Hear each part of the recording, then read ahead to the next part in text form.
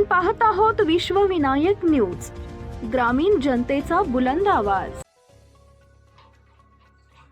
दुर्दैवी खळबळजनक घटना।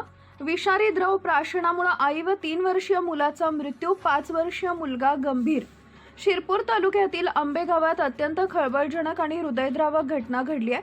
विषारी द्रव्य प्राशन केल्यामुळे एका 3 वर्षीय मुलाचा मृत्यू झाला असून 5 वर्षीय मुलगा गंभीर अवस्थेत उपचार घेतोय।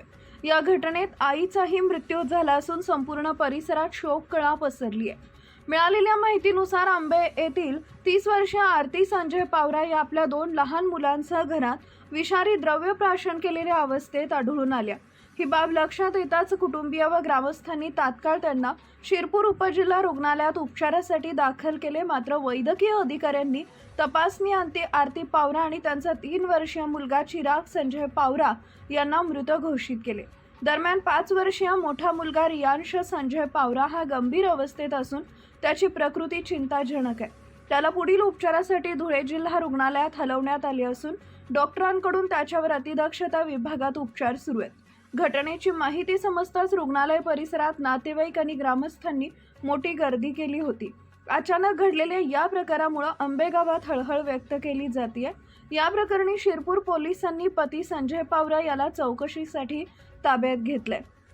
ही घटना आत्महत्येची आहे की घातपाताचा प्रकार आहे याबाबत पोलीस सर्व बाजूंनी तपास करत आहेत। घटनास्थळाचा पंचनामा करून पुढील तपास सुरू असल्याची माहिती पोलिसांकडून देण्यात आली आहे।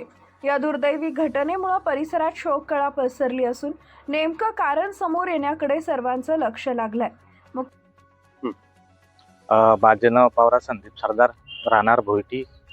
आमची मुलगी आरती भिकन पावरा, वय वर्ष 30।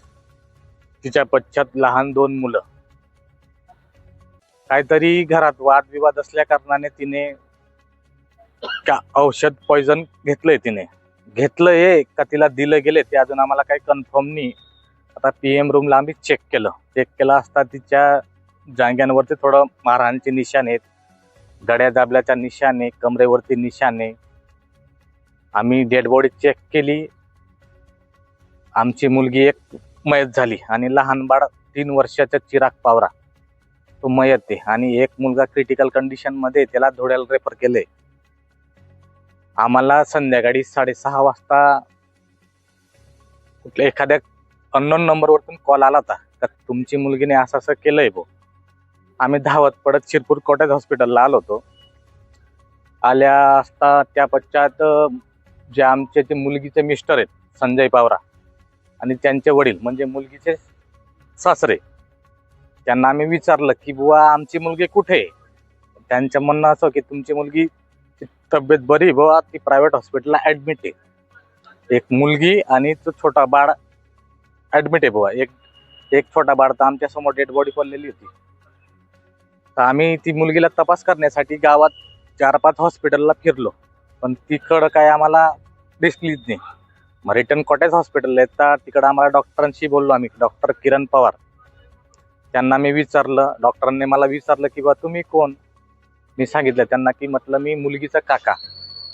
तर डॉक्टरांना मी विचारलं की बुवा आमची मुलगीची कंडिशन कशी, तुम्ही कुठे रेफर केलं, शिरपूरला एखाद्या प्रायव्हेट हॉस्पिटलला रेफर केलं का धुळ्याला रेफर केलं।